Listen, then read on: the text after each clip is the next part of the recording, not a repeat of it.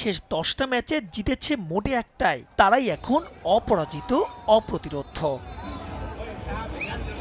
লিগের প্রতিদ্বন্দ্বিতা নিয়ে আছে প্রশ্ন উঠতে পারে দলগুলোর মান নিয়েও। তবুও ফুটবলকে সকার বলা একটা দেশে কাঁপুনি দিয়ে মেসি জ্বর। ৬ ম্যাচে ৯ গোল, অবিশ্বাস্য ধারাবাহিকতা।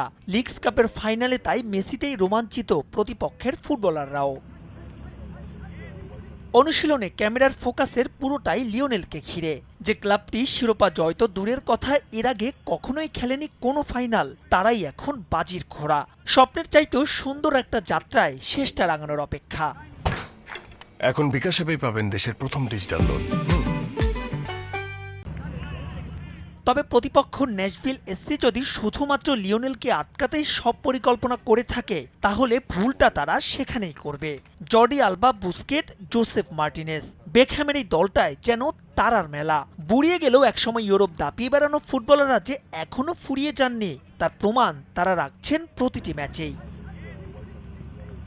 একে তো মায়ামির প্রথম শিরোপার স্বাদ, তার ওপর মেসির আকাশচুম্বী জনপ্রিয়তা, সব মিলিয়ে একটা টিকিট যেন সোনার হরিণ। সর্বনিম্ন যা বাংলাদেশি টাকায় ৫০,০০০, সর্বোচ্চ ১৩ লাখের বেশি। ভাবা যায় মেসি ইফেক্ট বলে কথা। তবে একটা প্রচ্ছন্ন চাপও আছে লিওর জন্য।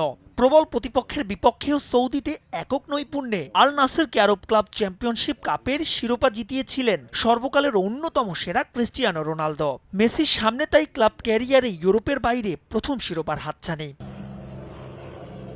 তবে জিওডিস পার্কে সব রোমাঞ্চে পানি ঢেলে দিতে পারে স্বাগতিক ন্যাশভিল। কারণ মায়ামিকে হারাতে পারলে টেনেসি অঙ্গরাজ্যের ইতিহাসে প্রথম মেজর শিরোপা উঁচিয়ে ধরবে তারাই। মাহবুব রিমন, সময় সংবাদ।